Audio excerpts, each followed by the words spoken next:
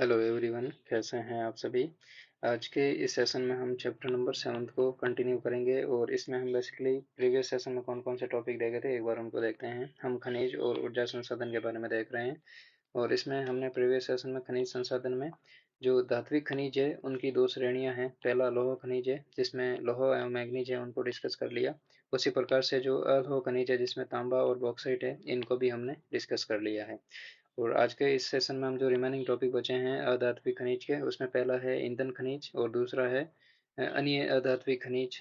तो इनको हम डिटेल से डिस्कस करेंगे, ठीक है। तो चलिए, अब सबसे पहले अधात्विक खनिज है उनको देखते हैं कि भारत में उत्पादित अधात्विक खनिजों में अब्रक महत्वपूर्ण है। अब्रक जिसे हम माइका बोलते हैं, स्थानीय खपत के लिए उत्पन्न किया जा रहे एक अन्य खनिज है जो चूना पत्थर, डोलोमाइट और फॉस्फेट है, ठीक है। तो जो इम्पोर्टेंट अधात्विक खनिज है वो अब्रक है। तो अब्रक के बारे में देखते हैं। अब्रक का उपयोग मुख्यतः विद्युत एवं इलेक्ट्रॉनिक्स उद्योगों में किया जाता है, यानी जो इसकी यूटिलाइजेशन है वो मैक्सिमम विद्युत और इलेक्ट्रॉनिक इंडस्ट्री में होता है। इसे पतली चादरों में विघटित किया जा सकता है। ये काफी सख्त एवं सुनमय होता है। भारत में अब्रक मुख्यतः झारखंड, आंध्र प्रदेश, तेलंगाना व राजस्थान में पाया जाता है। यानी ये चार स्टेट है, झारखंड, आंध्र प्रदेश, तेलंगाना और राजस्थान, इनमें पाया जाता है।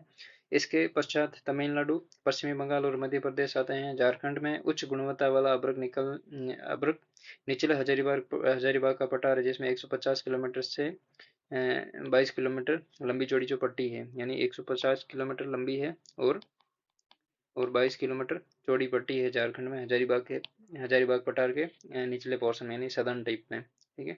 तो यहाँ पे मिलता है। आंध्र प्रदेश में नेल्लोर जिले में सर्वोत्तम प्रकार के अब्रक का उत्पादन किया जाता है। राजस्थान में अब्रक की पट्टी लगभग 320 किलोमीटर लंबी जयपुर से भीलवाड़ा और उदयपुर के आसपास विस्तृत है, यानी जो अरावली के समानांतर विस्तृत हुई ये पट्टी है।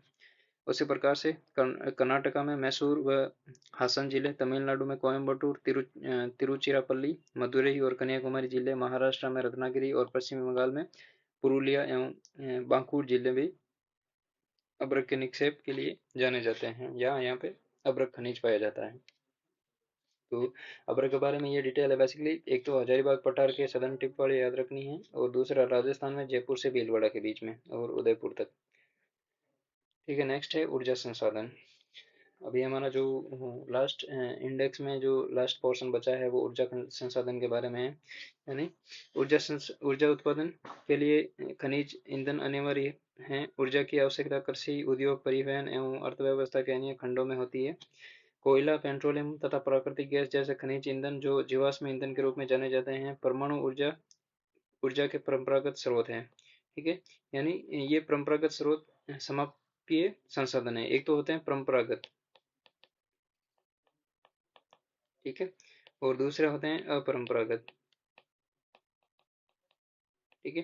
तो ये समाप्त हो सकते हैं लेकिन ये समाप्त नहीं हो सकते हैं, ठीक है। जैसे फॉर एग्जांपल कोयला है, यूरेनियम है, तो इनका हम लिमिटेड टाइम में उपयोग करेंगे, बाद में ये खत्म हो जाएंगे धरती से, ठीक है। लेकिन दूसरी तरफ हम सोलर एनर्जी है, उसके बाद में विंड एनर्जी है, ठीक है। तो ये हम इनका प्रोडक्शन कर सकते हैं और उनको बाद में यूज कर सकते हैं। और जो सोलर एनर्जी है वो इंसोलेशन है वो कांस्टेंट रहता है, ठीक है, पृथ्वी पर। तो हम इनका सोलर एनर्जी का वापस प्रोडक्शन कर सकते हैं, ठीक है। तो इस प्रकार से ये समाप्य संसाधन है। कौन से? जो तो कोयला, पेट्रोलियम और प्राकृतिक गैस है। अब यहाँ पे जो अलोह धातु हैं, हमने ये मैप कल देख लिया है। नेक्स्ट है हमारा कोयला, ठीक है।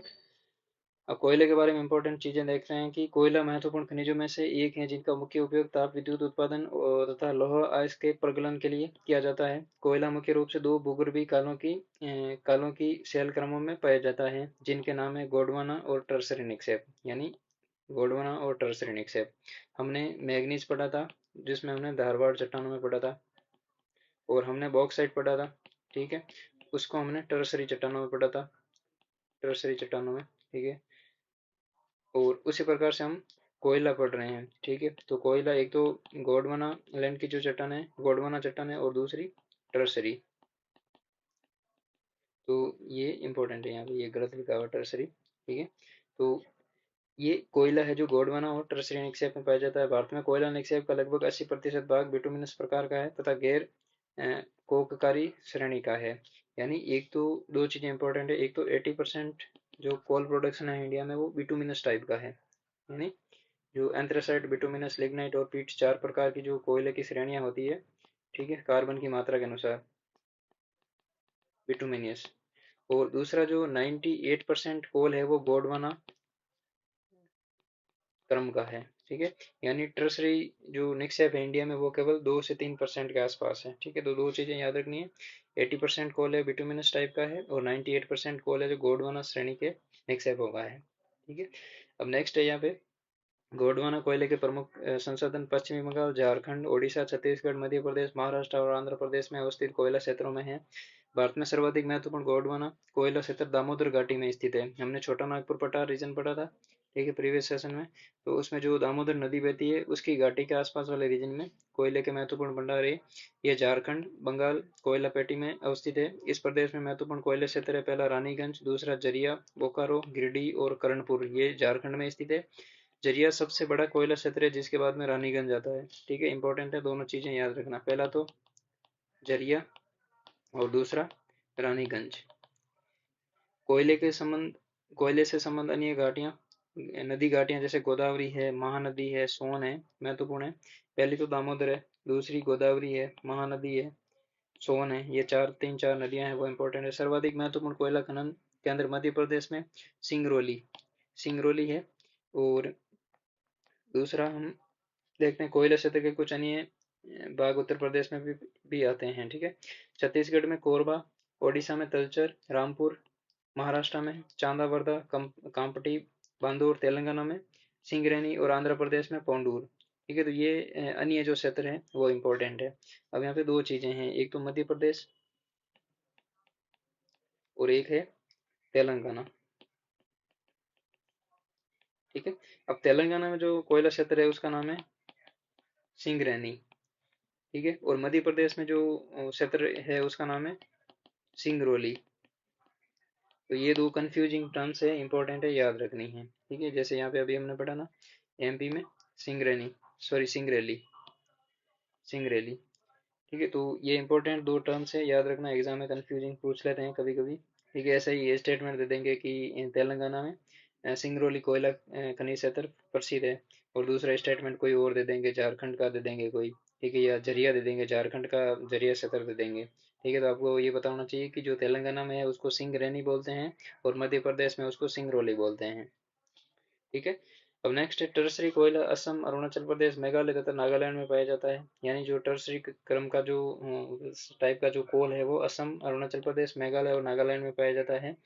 यहाँ यह दरानगिरी, चेरापूंजी, मेवलोंग और लेग्रीन मेघालय, मकुम, जयपुर तथा उत्तरी असम में नजीरा, नामचिक, नामफुक अरुणाचल प्रदेश में है, और कालाकोट जम्मू कश्मीर में से निष्कासित किया जाता है। तो यहाँ पे जो कालाकोट है ये इंपॉर्टेंट है, और लेगरीन है ये भी इंपॉर्टेंट है।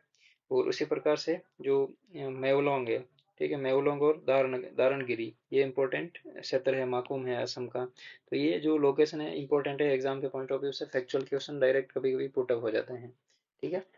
नेक्स्ट आपका इसके अतिरिक्त भूरा कोयला या लिग्नाइट तमिलनाडु के तटीय भागों में, पौंडीचेरी, गुजरात और जम्मू कश्मीर में भी पाया जाता है, ठीक है। तो जम्मू कश्मीर का जो कालाकोट क्षेत्र है वो इम्पोर्टेंट है, याद रखना है, ठीक है। तो ये बेसिकली कोयला क्षेत्र से संबंधित है। अब यहाँ पे एक जो केस स्टडी दे रखी है, सिंगरेनी में खनन कर्मियों के बचाव हेतु चिड़िया, ठीक है। तो यहाँ पे ये एक केस स्टडी दे रखी है, ये एग्जाम के पॉइंट ऑफ व्यू से इम्पोर्टेंट नहीं है। आपको ये याद रखना है कि जो सिंगरेनी है वो तेलंगाना में स्थित है, ठीक है। तो ये इम्पोर्टेंट याद रखना है, ठीक है। उसके बाद में ये क्षेत्र है, जैसे कोयला क्षेत्र है तो आपको ये जो शेडेड पोर्शन दिख रहा है, यहाँ पे नेवेली है, यहाँ पे ये बेल्ट है मध्य प्रदेश से लेके आंध्र प्रदेश के बीच का।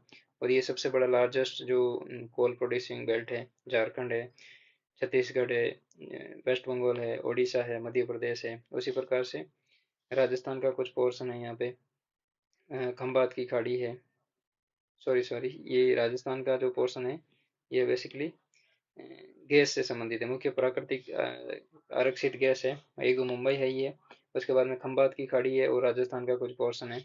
उसी प्रकार से त्रिपुरा का कुछ बेल्ट है। तो यहाँ पे ये जो असम में है ये कोयला क्षेत्र है, ठीक है, ये कोयला क्षेत्र है। उसी प्रकार से कोयले की खदान है, जहाँ पे ये आपको ट्राइंगल दिख रहा है वहाँ पे कोयले की खदानें जैसे सिंगरैली है, सिंगरैनी है, कोरबा, तलचर, बोकारो, जरिया, रानीगंज है, और यहाँ पे ये वेरियस लोकेशन है। ठीक है, और नेवली इंपॉर्टेंट है, तमिलनाडु में, याद रखना। ठीक है, नेक्स्ट है तेल सेक्टर, जो यहाँ पे स्क्वायर दिख रहे हैं। एक तो कलोल हो गया, मुंबई हाई हो गया, बसीन हो गया, और इधर यहाँ पे जो मोरेन है, डिगबोई है, नाहरकंटिया है, ये सारे ऑयल प्रोड्यूसिंग क्षेत्र है। और एचवीजे प्राकृतिक गैस पाइपलाइन है। ठीक है, तो जो हजे, विजिरा और जगदीशपुर है, ठीक है, यहाँ पे हजीरा से शुरू होती है, विजयनगर और जगदीशपुर, तो ये तीन लोकेशन है HVJ। ठीक है, तो इसके नाम पर ये गैस पाइपलाइन बनी है, जो राजस्थान के सॉरी गुजरात, मध्य प्रदेश और उत्तर प्रदेश के रीजन से जाती है। ठीक है, तो जो यूजीसी नेट का एग्जाम हुआ था उसमें ये पूछा था कि HVJ गैस पाइपलाइन किसके लिए किसके मतलब क्या उपयोग किया जाता है, किसके लिए ट्रांसपोर्टेशन फैसिलिटी के लिए HVJ गैस जो सॉरी HVJ एग्जाम में क्वेश्चन ऐसे पूछा था, HVJ पाइपलाइन है उसका उपयोग किस माध्यम के लिए किया जाता है। ठीक है, तो यहाँ पे उन्होंने ऑप्शन दिया था तेल के लिए, जो नेचुरल जो तेल है, ठीक है, तेल क्षेत्र उसके लिए, या नेचुरल गैस के लिए, या और कोई ऑप्शन दिए हुए थे। ठीक है, तो ये इंपॉर्टेंट है, याद रखना। HVJ प्राकृतिक गैस के लिए उपयोग में ली जाती है पाइपलाइन है। ठीक है, तो गैस ट्रांसपोर्टेशन के लिए HVJ पाइपलाइन को बिछाई गई है। अब यहाँ पे नेक्स्ट इंपॉर्टेंट जो टर्म है वो है पेट्रोलियम। ठीक है, अब कच्चा पेट्रोलियम द्रव और गैसीय अवस्था में गैसीय अवस्था के हाइड्रोकार्बन से युक्त है। इसकी रासायनिक संरचना, रंगों और विशिष्ट घनत्व में भिन्नता पाई जाती है, यानी इसकी जो केमिकल कॉम्पोजिशन है, स्ट्रक्चर है, कलर्स है, और इनकी विशिष्टता है, इनकी डेंसिटी में भिन्नता पाई जाती है। ये मोटर वाहनों, रेलवे तथा वायुयानों के अंतर्दहन ईंधन के लिए ऊर्जा का एक अनिवार्य स्रोत है। इसके अनेक सह उत्पाद हैं, जैसे पेट्रो रसायन उद्योग, जैसे कि उर्वरक है, कृत्रिम रबर है, कृत्रिम रेशे हैं, दवाइयाँ हैं, वैसलीन है, स्नेहकों, मोम, साबुन, अन्य सौंदर्य सामग्री में प्रक्रमित किए जाते हैं। ठीक है, तो जो वेरियस ब्यूटी पार्लर वाले जो प्रोडक्ट होते हैं, वैसलीन होती है, साबुन और मोम होते हैं, ये सारे पेट्रोलियम के सह उत्पाद, यानी जो हम डीजल और पेट्रोल निकालने के बाद में जो पदार्थ बच गए हैं, उनसे ये सारी चीजें बनती हैं। ठीक है, अपनी दुर्लभता और विविध उपयोगों के लिए पेट्रोलियम को तरल सोना कहते हैं, यानी लिक्विड गोल्ड बोलते हैं पेट्रोलियम को। नेक्स्ट है अपरिष्कृत पेट्रोलियम टर्शरी युग की अवसादी सेलों में पाया जाता है। ये इंपॉर्टेंट है, अपरिष्कृत पेट्रोलियम टर्शरी युग की अवसादी सेलों में पाया जाता है। व्यवस्थित ढंग से तेल अन्वेषण और उत्पादन 1956 में तेल एवं प्राकृतिक गैस आयोग की स्थापना के बाद प्रारंभ हुआ। तो ये लाइन यहाँ पे इंपॉर्टेंट है, 1956 में तेल एवं प्राकृतिक गैस आयोग की स्थापना की थी, उसके बाद में हुआ था। उसके बाद में तथा असम में डिगबोई एकमात्र तेल उत्पादक क्षेत्र था, लेकिन 1956 के बाद में परिदृश्य बदल गया। हाल ही के वर्षों में देश के दूरतम पश्चिमी और पूर्वी तटों पर नए तेल निक्षेप पाए गए हैं। असम में डिगबोई, नाहरकटिया तथा मोरान महत्वपूर्ण तेल उत्पादक क्षेत्र है। गुजरात में प्रमुख तेल क्षेत्र अंकलेश्वर, कालोल, महसाणा, नवागांव, कोसंबा, लूनोच है। ठीक है, तो ये प्रमुख गुजरात के क्षेत्र है। तो इसमें कलोल और नवगांव और अंकलेश्वर, ठीक है, तो ये तीन इंपॉर्टेंट है। कोसाबा भी इंपॉर्टेंट है। ठीक है, तो ये याद रखने हैं। नेक्स्ट है मुंबई हाई, जो मुंबई नगर से 160 किलोमीटर दूर अब तटीय क्षेत्र में पड़ता है। अब तटीय क्षेत्र का मतलब है अरब सागर में स्थित है। को 1973 में खोजा गया था, और 1976 में यहाँ पे उत्पादन प्रारंभ हो गया था। ठीक है, तो ये जो 2 ईयर्स है, 1973 और 1976, ठीक है, ये माइंड में बिठा लेना है। ठीक है, एग्जाम में क्वेश्चन डायरेक्ट पुटअप होते हैं कि ऐसा पूछ लेंगे आपको कि पहली बात तो यही पूछ लेंगे कि जो मुंबई अपतटीय क्षेत्र है वहाँ पे पेट्रोलियम का उत्पादन कब प्रारंभ हुआ था। ठीक है, तो आप यहाँ पे कंफ्यूज हो जाओगे। फिर पूछ लेंगे कि आपसे कि, या दूसरा ऐसा क्वेश्चन पूछ लेंगे कि अपतटीय क्षेत्र में पेट्रोलियम के भंडार कब खोजे गए हैं। ठीक है, तो 73 74 में फिर कंफ्यूज हो सकते हैं। ठीक है, या ऐसे पूछ लेंगे, स्टेटमेंट दे देंगे कि 1976 में मुंबई अपतटीय क्षेत्र में तेल खनिजों का पता लगाया गया था, खोजा गया था, और दूसरा स्टेटमेंट कोई और दे देंगे कि ये टर्सरी सेलों में पाए जाते हैं। ठीक है, तो ये इंपॉर्टेंट है, याद रखना। 1973 में तो इनकी डिस्कवरी हुई थी, और 1976 में प्रोडक्शन स्टार्ट हुआ था। तेल एवं प्राकृतिक गैस को पूर्वी तट पर कृष्णा, गोदावरी तथा कावेरी के बेसिन में अन्वेषणात्मक कूपों में किया जाता है, यानी जो कूप क्या बोलते हैं उनको, जो ट्यूबवेल होती है पानी निकालने के लिए, इस टाइप के क्यूब से कूपों से निकाला जाता है। नेक्स्ट आपका कूपों से निकाला गया तेल अपरिष्कृत तथा अनेक अशुद्धियों से परिपूर्ण होता है, इसे सीधे प्रयोग में नहीं लाया जा सकता। इसे शोधित के लिए आवश्यक होती है। भारत में दो प्रकार के तेल शोधन कारखाने हैं, क्षेत्र आधारित और बाजार आधारित। ठीक है, क्षेत्र आधारित का मतलब है कि जिस क्षेत्र में तेल के खनिज मिलते हैं, सॉरी तेल मिलता है, प्राकृतिक तेल मिलता है, उसके आसपास में रिफाइनरी स्थापित कर दी। और दूसरा डिमांड, जैसे फॉर एग्जांपल दिल्ली है, मुंबई है, ठीक है, तो इनके जो लोकेशन के पॉइंट ऑफ इस मार्केट के पॉइंट ऑफ व्यू से इन रिफाइनरियों को स्थापित किया गया है। ठीक है, जैसे जो पचपदरा रिफाइनरी है राजस्थान की, वो क्षेत्र आधारित है। ठीक है, ये एग्जाम में इंपॉर्टेंट है, क्वेश्चन पूछ सकते हैं। और दूसरा जो मुंबई में जो तेल रिफाइनरी है, उसको बाजार आधारित तेल रिफाइनरी के रूप में जाना जाता है। ठीक है, तो डिगबोई तेल शोधन कारखाना क्षेत्र आधारित है तथा बरौनी बाजार आधारित है। ठीक है, डिगबोई असम में है और बरौनी बिहार में स्थित है। ठीक है, तो बरौनी में जो तेल जो अशोधित तेल आता है, वो ये नाहरकटिया और जो असम घाटी के रीजन से यहाँ पे पाइपलाइनों द्वारा लाया जाता है। उसी प्रकार से प्राकृतिक गैस के बारे में, प्राकृतिक गैस पेट्रोलियम के भंडार के साथ पाई जाती है, और जब कच्चे तेल को सतह पर लाया जाता है तो मुक्त हो जाता है। ठीक है, मुक्त हो जाती है। ठीक है, इसका उपयोग औद्योगिक ईंधन के रूप में किया जा सकता है। इसका उपयोग बिजली क्षेत्र में ईंधन के रूप में बिजली पैदा करने के लिए, उद्योगों में हीटिंग के उद्देश्य के लिए, रासायनिक, पेट्रोकेमिकल और उर्वरक उद्योगों में कच्चे माल के रूप में किया जाता है। गैस के बुनियादी ढांचे में विस्तार और स्थानीय शहर गैस वितरण नेटवर्क के विस्तार के साथ प्राकृतिक गैस पसंदीदा परिवहन ईंधन और घरों में खाना पकाने के ईंधन के रूप में भी उभर रहा है। भारत के प्रमुख गैस भंडार मुंबई, हाई और अन्य समुद्र क्षेत्र पश्चिमी तट पर पाए जाते हैं, जिसका खंबात बेसिन में पाए जाने वाले क्षेत्र संपूरित करते हैं।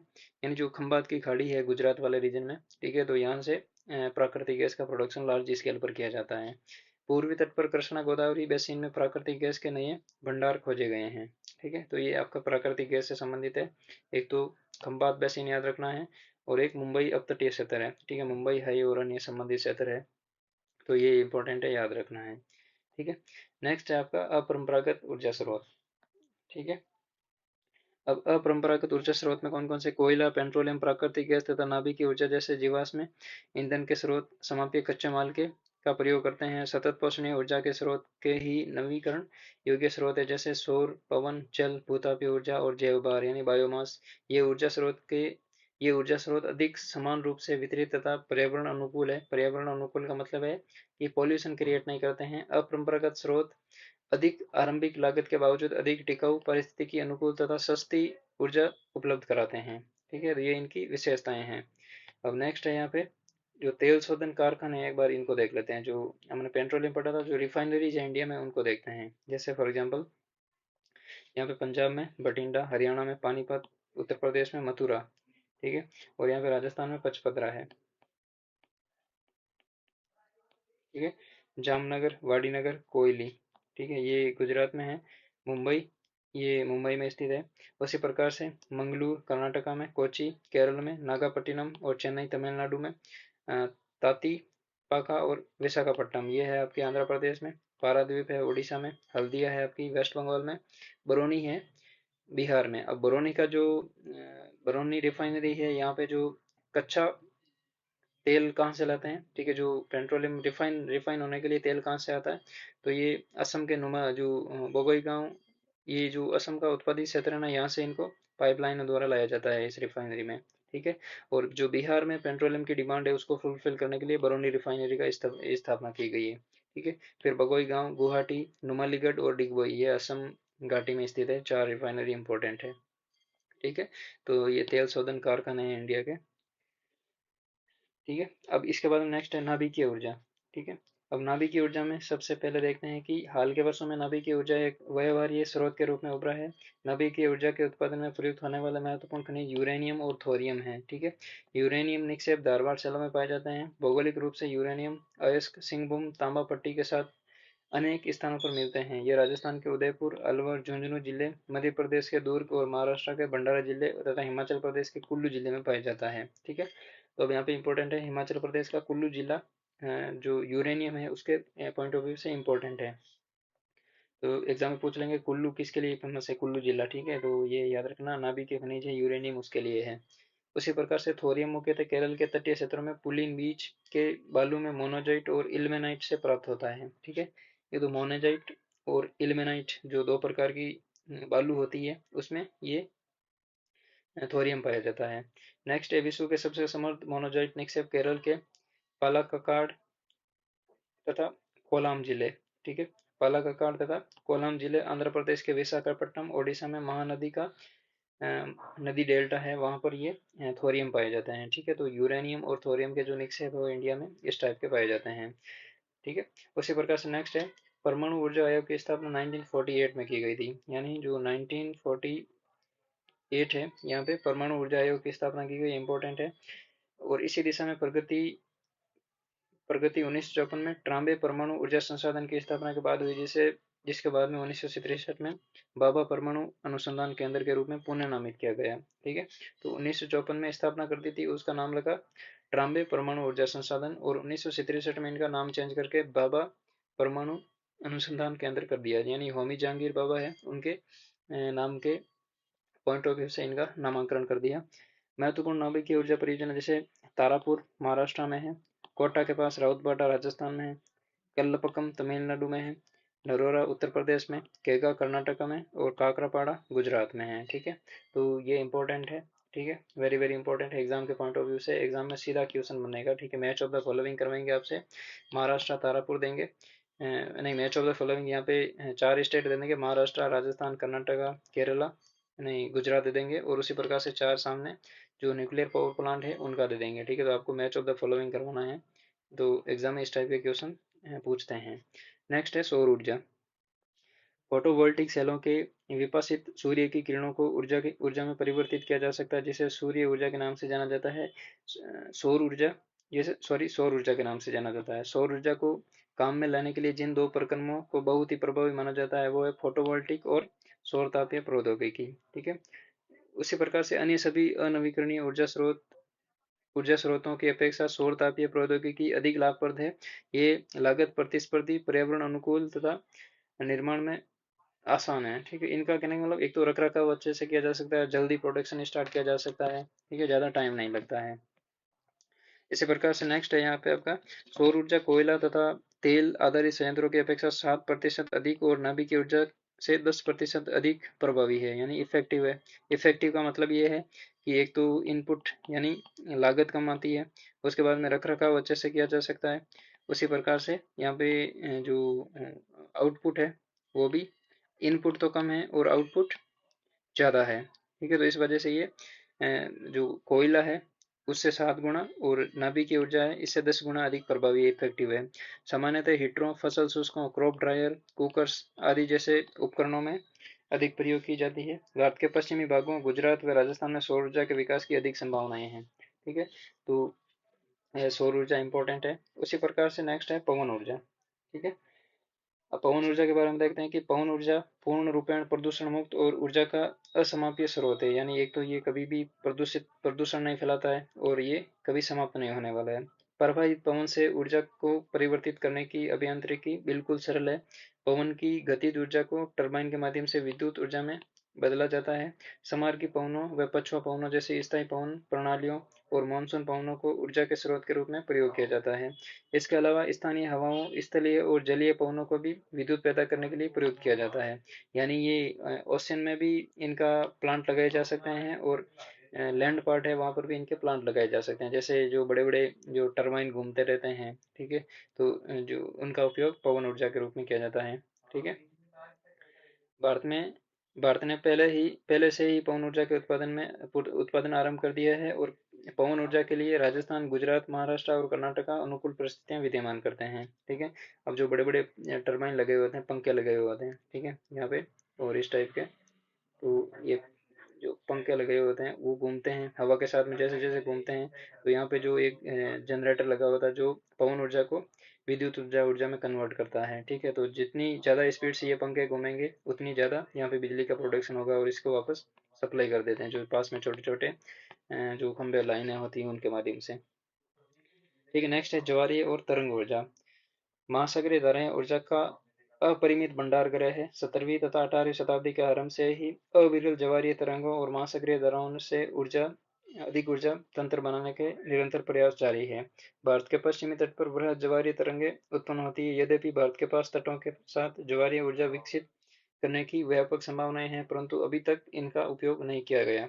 ठीक है। तो ज्वारी तरंगे, जैसे ही ज्वार आता है, ठीक है, तो इसके साथ में पानी ऊपर चढ़ता है और जैसे ही वापस पीछे गिरता है जल, तो भाटा जिसे बोलते हैं, ज्वार भाटा, ठीक है, आने वाले जल को ज्वार और जाने वाले ज्वार को भाटा बोलते हैं, ठीक है। तो जैसे ही जल यहाँ पे ऊपर चढ़ेगा तो इनको एक कुछ ऐसा जो लेगून टाइप की झीलें होती है ना, ठीक है, तो इस टाइप के रीजन में, ठीक है, यहाँ पे टरबाइन लगा देंगे। जैसे ही जल इसमें आएगा तो ये टरबाइन घूमेंगे और वापस जाएगा तो भी घूमेंगे, ठीक है, तो इससे विद्युत एनर्जी जनरेट की जाती है। उसी प्रकार से भूतापीय ऊर्जा, जब पृथ्वी के गर्भ से मैग्मा निकलता है तो अत्यधिक ऊष्मा निर्मुक्त होती है। इस ताप ऊर्जा को सफलतापूर्वक काम में लाया जा सकता है और इसे विद्युत ऊर्जा में परिवर्तित किया जा सकता है। यानी जो मैग्मा निकलता है उससे एनर्जी जनरेट करना। इसके अलावा गीजर, कूपों से निकलते गर्म पानी से ताप ऊर्जा पैदा की जा सकती है। इसे लोकप्रिय रूप से भूतापीय ऊर्जा के नाम से जाना जाता है, ठीक है, यानी जियोथर्मल एनर्जी के नाम से। इस ऊर्जा को अब एक प्रमुख ऊर्जा स्रोत के रूप में माना जा रहा है, जिसे एक वैकल्पिक स्रोत के रूप में विकसित किया जा सकता है। मध्यकाल से ही गर्म स्रोत, झरने और गीजरों का उपयोग होता आ रहा है। भारत में भूतापीय ऊर्जा संयंत्र हिमाचल प्रदेश के मणिकर्ण में अधिकृत किया जा चुका है, ठीक है, जो मणिकर्ण है हिमाचल प्रदेश का, ठीक है, यहाँ पे ये भूतापीय ऊर्जा के प्लांट लगा दिए गए हैं। अब यहाँ पे नेक्स्ट है जैव ऊर्जा, ठीक है।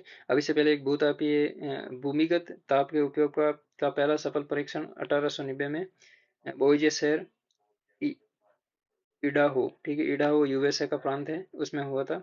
जहां आसपास के भवन को ताप देने के लिए गर्म जल के पाइपों का जल तंत्र नेटवर्क बनाया गया था और ये संयंत्र अभी भी काम कर रहा है, ठीक है। यानी भूमिगत ताप, यानी जमीन के अंदर कुछ ऐसा कंस्ट्रक्शन स्ट्रक्चर क्रिएट किया जिसकी वजह से जो जियोथर्मल एनर्जी उसका ट्रांसपोर्टेशन किया जा रहा है।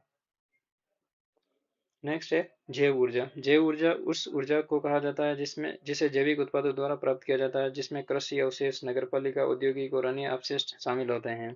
जैव ऊर्जा ऊर्जा परिवर्तन का एक संभावित स्रोत है। इसे विद्युत ऊर्जा, ताप ऊर्जा और खाना पकाने के लिए गैस में परिवर्तित किया जा सकता है। यह अपशिष्ट एवं कूड़ा कचरा प्रकमित करेगा एवं ऊर्जा पैदा करेगा, ठीक है। जो अपशिष्ट एवं कूड़ा कचरा उसको प्रकमित करेंगे, प्रकमित का मतलब है उनको प्रोसेस करेंगे, ठीक है, और उनसे एनर्जी जनरेट करेंगे।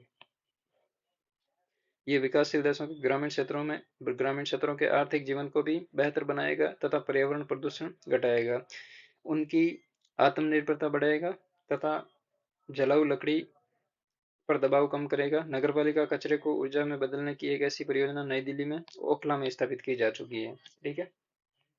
जो ओखला है, ठीक है, ओखला इंडस्ट्रियल एरिया, वहां पर जैव ऊर्जा से संबंधित एक प्लांट लगाया गया है, ठीक है। तो ये इंपॉर्टेंट है, याद रखना। जैसे फॉर एग्जाम्पल यहाँ पे मणिकरण भूतापीय ऊर्जा से संबंधित है, ओखला यहाँ पे जैव ऊर्जा से संबंधित है। उसी प्रकार से जो बड़ला है जोधपुर में, वो पवन ऊर्जा से संबंधित है, सोलर ऊर्जा से, सॉरी, ठीक है। जो बड़ला है, बड़ला राजस्थान में, वो सौर ऊर्जा से संबंधित है। इसी प्रकार से पवन ऊर्जा से संबंधित कोई एक साइट उठा के पूछ लेंगे तो आपको मैच ऑफ द फॉलोइंग में पूछ सकते हैं कि ये किन से संबंधित है, ठीक है। अब खनिज संसाधनों का संरक्षण, अब ये लास्ट हेडिंग बची है हमारी।